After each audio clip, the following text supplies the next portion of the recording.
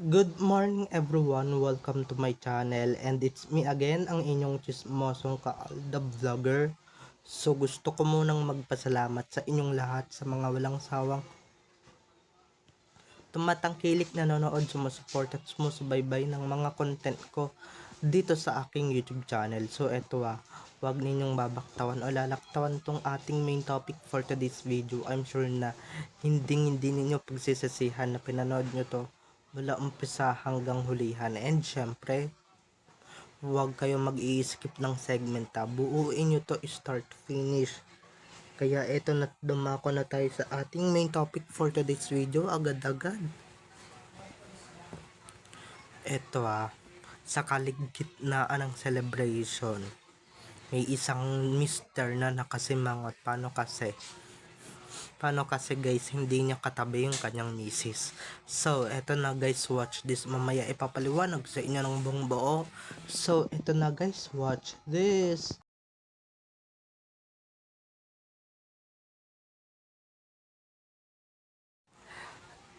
At kung nakita nyo na ngayong recap, so once again, si TTO sa mga admins. So, eto na, dumako na tayo sa ating main topic for today's video, agad-agad.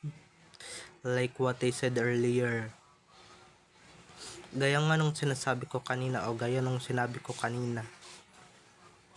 sa kalagitnaan guys ng celebration or sa kalagitnaan ng event, hindi ko alam kung saang event ito at kung anong ipinagdidiwang nila. Basta ito lang ang, just to be clear, may isang mister na nakasimangot at may isang mister na nagmumukmok dahil nga guys, napakalayo ng kanyang misis sa kanyang bisig o sa kanyang piling. Hindi man lang niya nakatabi. Kaya yung isa, yung misis talagang napansin at talagang napansin niya talaga yung mister na nakasimangot. So syempre, lumapit na siya agad-agad and syempre sinabi agad ng mister na dito ka lang sa tabi ko, 'di ba? At nahuli talaga ng misis na itong mister niya na nakasimangot siya or nakasimangot yung kanyang mister na, at kahit anong gawin niya, hindi pa rin talagang umingiti ang kanyang mister. So alam niyo na guys kung sino yung tinutukoy ko dito at kung sino yung pinapatungkulan ko dito. Ayoko na lang talaga mag-talk, 'di ba? Ganyan pala yun si Alden, no? Pagka hindi nakatabi si Min or pagka hindi niya nakapiling si Min, talagang nakasimangot or talagang nababadtrip talaga kahit na small things lang guys, kahit na small things lang or kaprasong bagay lang guys, talagang yun talaga yung kaakibat pagka nawalan siya ng mood o pagka hindi maganda yung mood niya at ayaw siyang tabihan ng misis niya, kahit sa upuan man yan, kahit sa table, talagang tutupakin yan talaga. So alam nyo na guys kung kanino nagmana yung mga chikiting. So alam nyo na, lalong lalo na yung isang lalaki na madalas din tupakin. Kasi na si Baby Theo, okay? Alam nyo na kung kanino nagmana si Baby Seb. Syempre sa kanyang sa kanyang daddy na talagang todo talaga ang selos and syempre at all, todo din ang tatantrums. Sumanang-mana talaga yan. Kitang-kita naman yan talaga. Ito na nga yung evidence at resibo na talagang tinutopak din madalas si Alden Richards sa kahit sa ang event o kahit sa ang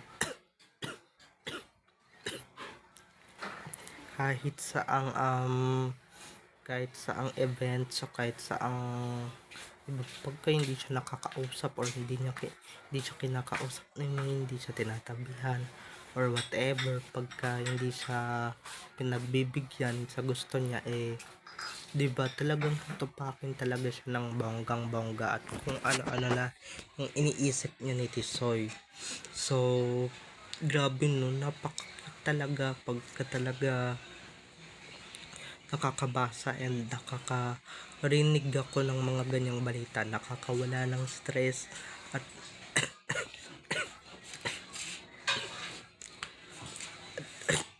syempre guys, nakakawala din ng sakit yan kahit paano, kahit na inuubo tayo or whatever. 'Di ba? Nakaka good vibes lang talaga ngayong araw. And syempre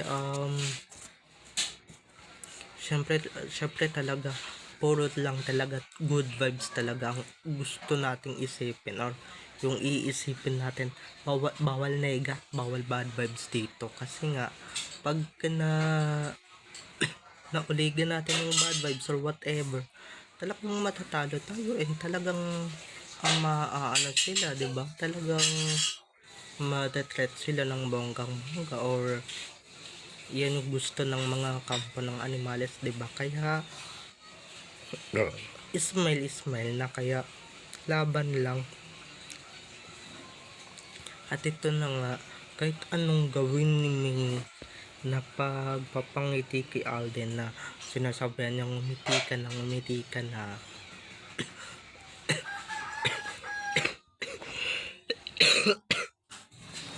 excuse me guys, dahil nga napakagwapo pa naman din niya para bumurangot or para tumupi yung mukha niya, 'di ba? Sayang naman yung kasuotan niya and syempre yung outfit niya, 'di ba? Dapat sisimangot lang sa isang bagay na hindi siya tatabihan. So sa bagay, 'di ba? Kahit naman ako din naman yun nasa posisyon niya, 'di ba? Pagka yung asawa ko malayo sa akin or hindi nakatabi sa akin, talagang magtatantrums ako ng bonggang-bongga dito. 'Di ba? Talagang magmumukmok at tutupakin talaga ako ng malala dito pagka ganun yung nangyari or ganun yung eksena, 'di ba? So may validation din naman.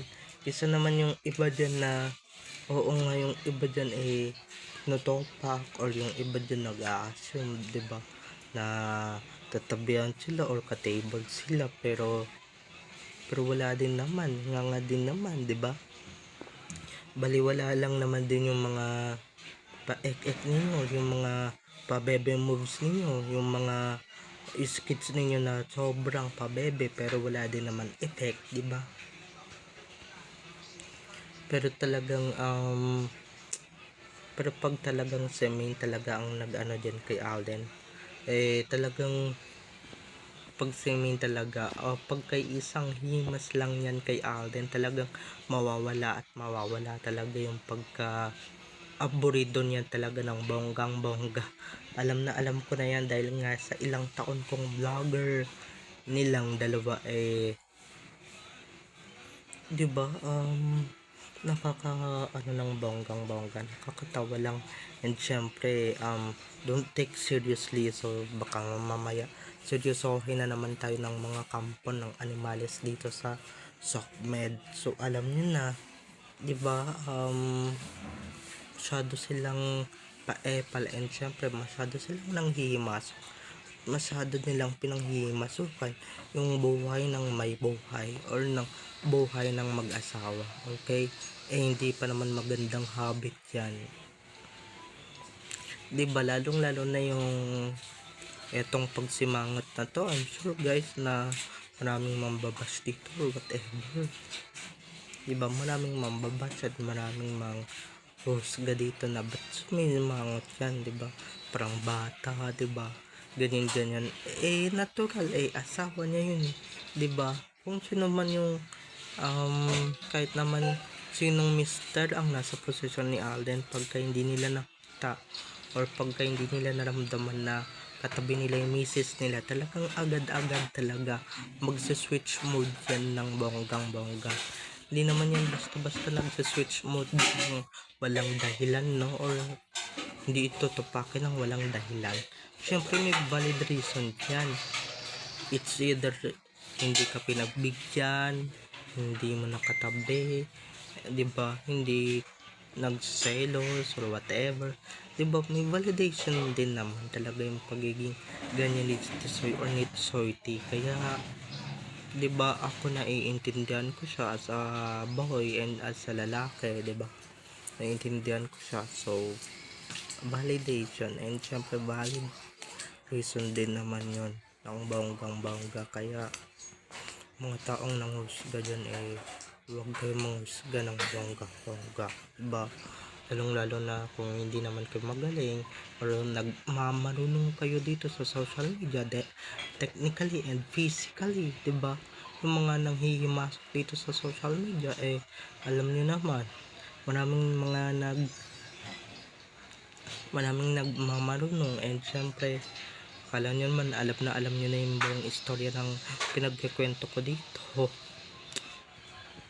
So ganyan naman yan si Alden pagka hindi niya nakatabi or pagka once na hindi niya makatabi yung misis niya, lalong lalo na sa pagtulog, agad na tinutopak yan. Pero pagka tinabihan siya ni Maine o pagka sinuyo siya ni Maine, talagang susunod talaga yan ng bonggang bongga. And syempre diba, cute nga yun nagpapababy and syempre nagpapasuyo ka sa misis mo, diba? Kung sa iba to jokologs to, and syempre kung yung iba to chip tatawag nila dito, chip yung itatawag nila dito, diba?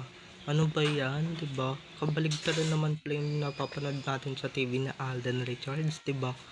Yung Alden na to masyadong pa-playboy, diba? Ganyan yung sasabihin ng iba dito. So baliwalain na lang natin and syempre wag na lang natin pansinin pa, diba? Pagka pinansin natin yan ng bonggang bongga, pagka pinansin natin yung mga comments nila, nako, mas lalo lang tayong mababad trip at lalo lang tayong mga maha-high blood ng bonggang bongga. Kaya kung ako sa inyo, wag nyo nang pansinin pa dahil mas lalo lang lalala ang issue at mas lalo lang lalala ang sitwasyon. Okay? So, babay ng mga ka-ADN. I love you all. Have a nice day. Keep safe and God bless. So, don't forget to subscribe to my YouTube channel and syempre, wag ninyong kalimutan na i-click ang notification bell para sa ganon ma-notified kayo sa mga susunod ko pang i-upload na mga videos tungkol kina Maine at Alden and syempre tungkol sa kanilang mga buhay-buhay inside or outside man yan sa showbiz. And syempre yung mga isyong sangkot sila talagang ikukwento natin na yan ng bonggang bongga. Babay ng mga ka-ADN. I love you all. Enjoy watching everyone. Bye bye.